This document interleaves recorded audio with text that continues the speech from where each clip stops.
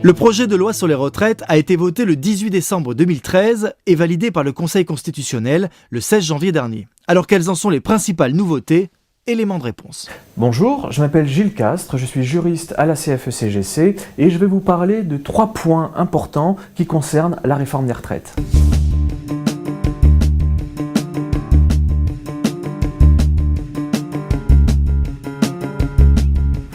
Avec la nouvelle réforme des retraites de 2013, on ne touche pas à l'âge. Par contre, on va faire évoluer progressivement la durée d'assurance pour la passer de 41 ans et demi à 43 ans en fonction des générations, à partir de la génération 58 jusqu'à la génération 73.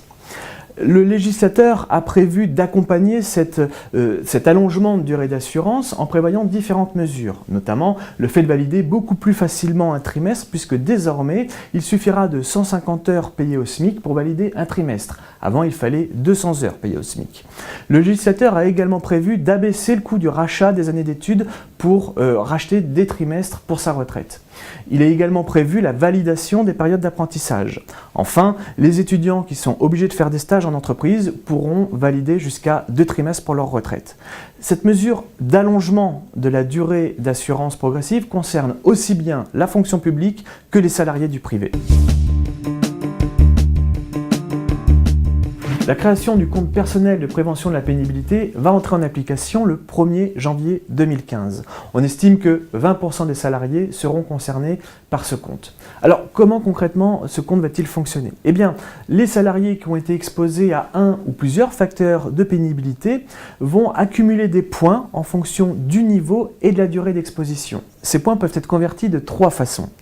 Soit en formation professionnelle pour se diriger vers un métier qui n'est plus pénible, soit en temps partiel avec maintien de la rémunération en fin de carrière, soit pour valider des trimestres pour partir plus tôt à la retraite.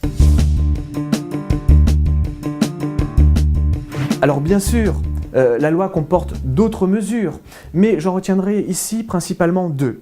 Le report de la revalorisation des pensions de retraite au 1er octobre, alors qu'avant elles intervenaient au 1er avril. Alors ne sont pas concernées les pensions d'invalidité. Et puis autre mesure, l'augmentation des cotisations vieillesse déplafonnées au régime général sur la période 2014-2017. Ces augmentations seront fixées par décret.